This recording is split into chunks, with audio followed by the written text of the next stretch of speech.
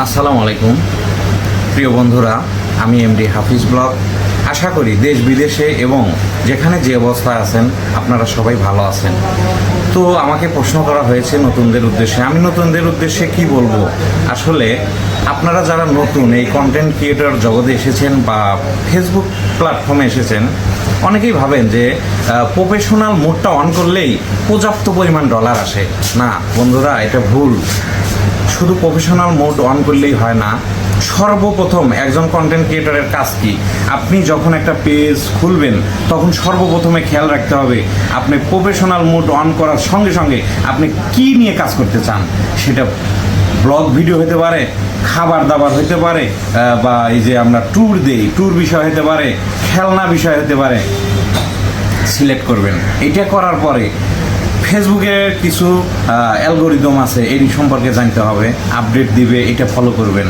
আর post, আপনি photo, যেহেতু আমরা বর্তমানে আপনারা জানেন যে ফেমাস লোকগুলো বর্তমানে বেশি বেশি ফটো ছাড়ে বা আপলোড দেয়। এটার কারণ কি জানেন?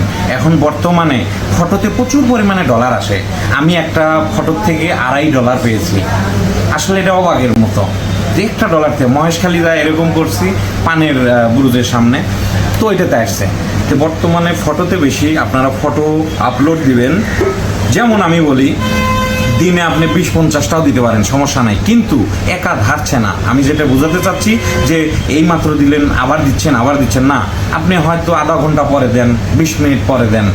রিলস ছাড়তে হবে প্রতিদিন, রিলস ছাড়তে হবে, বড় ভিডিও একটা ছাড়তে হবে, ফটো ছাড়তে হবে, টেক্সট এবং লাইভ করতে হবে। সপ্তাহে অন্তত একদিন লাইভ করবেন। আর রিলস ছাড়বেন আপনি শর্ট, যেটা সর্বনিম্ন 10 সেকেন্ড, এর নিচে ছাড়েন না, কোনো টাকা পাবেন না। উপরে আপনি ছাড়বেন হলো 30 সেকেন্ড 40 সেকেন্ড। আচ্ছা, এবার আসি বড় ভিডিও আপনি 20 মিনিট 50 মিনিট যা বানান, এটা রিলস আকারেই বানাইবেন। আর ফেসবুক সবসময় চায় খারাপ ভিডিও, বাংলা কথায়, অর্থাৎ আমরা খারাপভাবে করব। আর বড় ভিডিওটা পাতাইলেও করতে পারেন, তবে পাতাইলের চাইতে আপনারা খারাপভাবে করবেন। আচ্ছা, তো এটা করার পরে এখন আপলোডের বিষয়। আপলোড কখন করবেন আপনার মাথায় রাখতে হবে, মানুষ ফ্রি থাকে কখন। তো আমাদের কিন্তু গ্রাম অঞ্চলের কথাটা আগে বলি, সবাই কাজে যায় কয়টায়? 8টায়। তখন আপনি কি করবেন? সকালের কাজটা 8টার ভিতরে সেরে ফেলবেন। ওরা কি করবে?